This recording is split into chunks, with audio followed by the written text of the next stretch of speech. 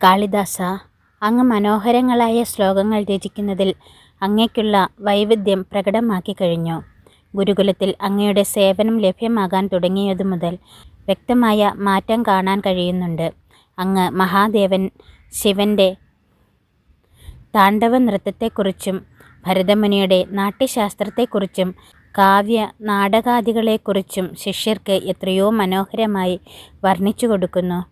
വിക്രമാദിത്യൻ കാളിദാസനെക്കുറിച്ച് താൻ അറിഞ്ഞിടത്തോളം കാര്യങ്ങൾ പറഞ്ഞു.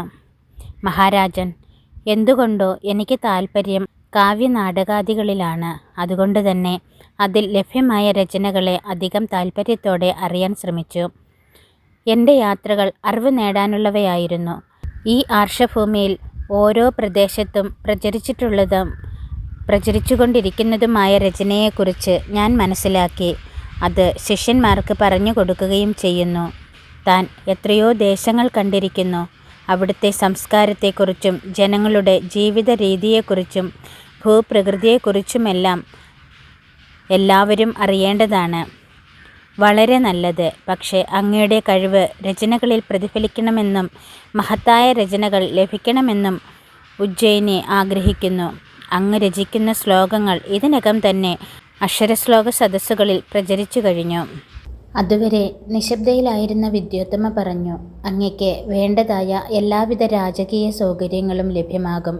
കാളിദാസൻ പുഞ്ചിരിക്കുക മാത്രം ചെയ്തു. വീട്ടിലേക്ക് നടക്കുമ്പോൾ കാളിദാസന് ഭരതമുനിയുടെ നാട്യശാസ്ത്രമെന്ന രചന ഓർമ്മ വന്നു. നാട്യരചനയുടെ ഏതെല്ലാം തലങ്ങൾ അതിൽ ചർച്ച ചെയ്യപ്പെടുന്നു. കഴിയുന്നിടത്തോളം അതിലെ തത്വങ്ങളും നിർദ്ദേശങ്ങളും ഉൾക്കൊണ്ടുവേണം ഒരു നാടകം രചിക്കാൻ. ഭാസനും സൗമില്യനും മറ്റും നാടകങ്ങൾ രചിച്ചിട്ടുണ്ട്. അതിനെക്കുറിച്ചെല്ലാം അറിയുന്ന ഒരു സദസ്സിന് യുക്തമായ രീതിയിൽ വേണം രചന. ആവർത്തനത്തിൻ്റെ ഛായയുണ്ടാകരുത്. അവയെ വെല്ലുന്നതായില്ലെങ്കിലും അവയോട് കടപിടിക്കുന്ന ഒരു രചനയാകണം. സാധിക്കുമെങ്കിൽ അടുത്ത വസന്തോത്സവത്തിൽ നാട്യശാലയിൽ അവതരിപ്പിക്കുവാൻ കഴിയും വിധം അത് തയ്യാറാക്കണം. കാളിദാസൻ മനസ്സിൽ രൂപങ്ങൾക്കും ഭാവങ്ങൾക്കും നിറമേകുവാൻ ശ്രമിച്ചു. വീട്ടിലെത്തിയ കാളിദാസൻ ക്ഷിപ്രയിലേക്കു ദൃഷ്ടിയൂന്നി പതിവ് പോലെ ചെമ്പകമരച്ചുവട്ടിലിരുന്നു. ക്ഷിപ്ര പതിവ് പോലെ കുതിച്ചു പായുകയാണ്. ശിലകളിൽ തട്ടി കോലാഹലമുയർത്തിക്കൊണ്ട് നദിയിൽ നിന്നും തീരത്തേക്കു കയറി ചെറുതടാകമായി രൂപം കൊണ്ടിരിക്കുന്ന ജലത്തിൽ താമരകൾ വിരിഞ്ഞു നിൽക്കുന്നുണ്ട്. അരയന്നങ്ങൾ നീന്തി തുടിക്കുന്നു. നിജുലൻ അടുത്തെത്തിയത് കാളിദാസൻ അറിഞ്ഞില്ല. കാളിദാസൻ്റെ മനസ്സ് ഭാവനയുടെ ലോകത്തേക്ക് പ്രയാണം ചെയ്യുന്നതിൻ്റെ സ്വഭാവം നിജുലൻ ഇതിനകം മനസ്സിലാക്കി കഴിഞ്ഞിരുന്നു. ഇങ്ങനെ പരിസരമറിയാതെ കാളിദാസൻ ഇരിക്കുന്നുവെങ്കിൽ അധികം വൈകാതെ മനോഹരങ്ങളായ ശ്ലോകങ്ങൾ രൂപപ്പെടുകയാണ് പതിവ്. നിജുലൻ പിൻവാങ്ങി. കമലിനിയിൽ ശ്രദ്ധ പതിഞ്ഞപ്പോൾ മനസ്സിൽ അറിയാതെ വിദ്യോത്തമയുടെ രൂപമാണ് തെളിഞ്ഞത്. ആ പുഞ്ചിരി മനസ്സിൽ തെളിഞ്ഞു നിൽക്കുന്നു. മഹാറാണിയിൽ നിന്നും ഒരു ഭീഷണിയായി ഉയർന്ന ചോദ്യം സ്വാന്തനമേകി കടന്നുപോയി. പണ്ട് അല്പം അഹങ്കാരമുണ്ടായിരുന്നെങ്കിലും ഇപ്പോൾ പക്വമതിയായിരിക്കുന്നു. അവർ ആഗ്രഹിച്ചതുപോലെ പാണ്ഡിത്യമുള്ള രാജകുമാരനെയാണ് വരനായി ലഭിച്ചത്. മനസ്സ് വിദ്യോത്തമയെയും മല്ലികയെയും താരതമ്യപ്പെടുത്തി. സൗന്ദര്യം ഇവർക്കുമുണ്ട്. എങ്കിലും വിദ്യോത്തമ വിടർന്ന കുസുമമെങ്കിലും മല്ലിക വിടരാൻ വെമ്പുന്ന നറുമലരെന്നും തോന്നുന്നു. വിദ്യോത്തമയുടെ മുഖത്തെ ഇരുത്തം വന്ന ഭാവമല്ല മല്ലികയുടേത്. കുസൃതിയോ സരസതയോ ആ മുഖത്ത് പ്രകടമാണ്. താരുണ്യത്തിൻ്റെ ശോഭയും ലാളിത്യവും, ചെറുപൈതലിൻ്റെ പുഞ്ചിരിയുടെ മനോഹാരിത, മാധുര്യമേറുന്ന ശബ്ദം. ആ പുഞ്ചിരിയും ആ കളമൊഴിയും വീണ്ടും വീണ്ടും കാളിദാസൻ്റെ മനോമുകുരത്തിൽ തെളിയുകയും മുഴങ്ങുകയും ചെയ്തുകൊണ്ടിരുന്നു. പക്ഷേ മനസ്സിനെ ബലം പിടിച്ച് കാളിദാസൻ വരുതിയിൽ കൊണ്ടുവന്നു.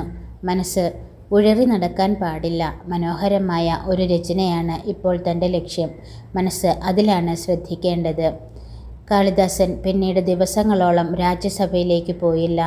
ഗുരുകുലത്തിൽ പോകാറുണ്ടായിരുന്നെങ്കിലും എന്നും വൈകാതെ അവിടെ നിന്നും മടങ്ങി ഉജ്ജയിനിയുടെ പ്രാന്തങ്ങളിൽ അലഞ്ഞു നടന്നു.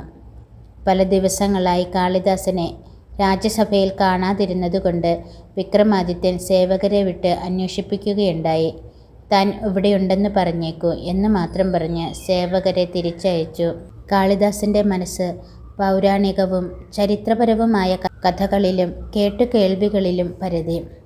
തൻ്റെ യാത്രാപഥത്തിലെ രാജ്യങ്ങളിലും അവയുടെ ചരിത്രങ്ങളിലും യുക്തമായ കഥാപശ്ചാത്തലം അന്വേഷിച്ചു. അവ അവസാനം വിദിശയിൽ ഭരണം നടത്തിയ അഗ്നിമിത്രനിൽ വന്നു നിന്നു. തൻ്റെ യാത്രക്കിടയിൽ വിദിശയിൽ തങ്ങുകയുണ്ടായിട്ടുണ്ട്. അന്ന് അഗ്നിമിത്രനെ പരിചയപ്പെട്ടു. താൻ ഹിമാലയ പ്രാന്തത്തിലുള്ള കപിലവസ്തുവിലാണ് ഋഷി ശാലിഭദ്രനോടൊപ്പം എത്തിയത്. അവിടെ നിന്നും വൈശാലി കടന്ന് മൗര്യവംശത്തിൻ്റെ രാജധാനിയായ പാടലീപുത്രത്തിലെത്തി. സുവർണ നദിയുടെ ഗംഗയുമായുള്ള സംഗമത്തിനടുത്ത് മഹാനഗരം കണ്ട് താൻ അത്ഭുതപ്പെടുകയുണ്ടായി. പ്രധാന നഗരത്തിനു ചുറ്റും വീതിയും ആഴവുമുള്ള കിടങ്ങുകളും ഉയർന്ന കോട്ടമതിലുമുണ്ടായിരുന്നു. അതിനുള്ളിൽ വിശാലമായ പൂങ്കാവനത്തിനു മധ്യത്തിലായി മനോഹരമായ കൊട്ടാരം. പൂങ്കാവനത്തിൽ ചെറു ജലാശയങ്ങളും അവയിൽ പ്രതിഫലിക്കുന്ന മാളികയും കണ്ട് താൻ അത്ഭുതപ്പെട്ടു. സ്വർണഖചിതമായ സ്തംഭങ്ങളും മനോഹരമായ ശില്പങ്ങളും മൗര്യവംശത്തിൻ്റെ ഔന്നത്യം മുഴുവൻ പ്രതിഫലിപ്പിക്കുന്നു. നഗരമാണെന്ന് തോന്നി. രാജവീഥികൾക്ക് പോലും പ്രൗഢിയാണ് വിളിച്ചോതുന്നത്. ഇന്ന് താൻ ഇവിടെ കാണുന്ന ഉജ്ജയിനി അതിനേക്കാൾ പ്രൗഢി നേടിയിരിക്കുന്നു. ഒരുപക്ഷെ സംവത്സരങ്ങളുടെ വാതായനങ്ങൾ ഉജ്ജയിനിക്ക് കൂടുതൽ ശോഭയേകുന്നതാകും. വളരെ ശ്രമിച്ച ശേഷമായിരുന്നു കോട്ടയ്ക്കുള്ളിൽ പ്രവേശനം ലഭിച്ചത്. മൗര്യവംശത്തിൻ്റെ ഭരണത്തിന് അന്ത്യം കുറിച്ചുകൊണ്ട് പുതിയ ഭരണ സംവിധാനം നിലവിൽ വന്നിട്ട് വർഷങ്ങൾ കഴിഞ്ഞിരിക്കുന്നു. മൗര്യ ഭരണകാലത്തിൻ്റെ പ്രൗഢിയും പുതിയ ശക്തമായ ഭരണവും കൂടിച്ചേർന്നപ്പോൾ പാടലീപുത്രം ശ്രേഷ്ഠതയുടെ പാരമ്യത്തിലായിരുന്നു. മൗര്യരാജ്യൻ ബൃഹദ്രഥനായിരുന്നു മുമ്പ് ഭരണം നടത്തിക്കൊണ്ടിരുന്നത്. അദ്ദേഹത്തിൻ്റെ ശക്തമായ സേനാധിപതിയായിരുന്നു പുഷ്യമിത്രൻ. ബൃഹദ്രഥന് ശ്രദ്ധ വിലാസലോലുപത്തിൽ മാത്രമായിരുന്നത്രേ. പണ്ട് യവനന്മാർ ആര്യാവർത്തത്തിൻ്റെ ഖ്യാതി കേട്ട് ആർത്തലച്ചെത്തിയപ്പോൾ ചാണക്യൻ്റെ ബുദ്ധിയും നയചാതുര്യവും കാരണം ശക്തമായി നേരിടാൻ കഴിഞ്ഞിരുന്നു. വീണ്ടും അവർ വരുന്നുവെന്ന് കേട്ടിട്ടും ബൃഹദ്രഥന് യാതൊരു കുലുക്കവും ഉണ്ടായിരുന്നില്ലത്രേ. മഹത്തായ ചന്ദ്രഗുപ്തൻ്റെയും അശോകൻ്റെയും എല്ലാം ഭരണം കണ്ട നഗരം യവനന്മാരുടെ പുതിയ ആക്രമണത്തെ നേരിടാൻ ഒരു തരത്തിലും സജ്ജമല്ലെന്ന് വ്യക്തമായിരിക്കുന്നു. എന്നാൽ ആക്രമണത്തെക്കുറിച്ച് ഭീതിതങ്ങളായ വാർത്തകൾ വന്നിട്ടും യാതൊരു കൂസലുമില്ലാതെ വരാങ്കനന്മാരോടൊപ്പം രമിച്ചു കഴിയുന്ന ബൃഹദ്രഥൻ്റെ രീതി സേനാധിപതിക്ക് സഹിക്കുന്നതായിരുന്നില്ല.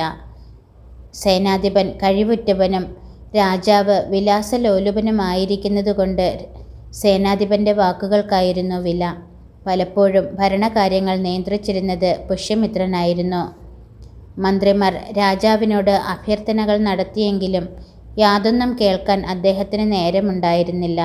പകരം കൊട്ടാരത്തിൽ പുതിയ പുതിയ ഗണികന്മാരെ എത്തിക്കാൻ ഒരു മന്ത്രിയെ തന്നെ നിയമിച്ചു.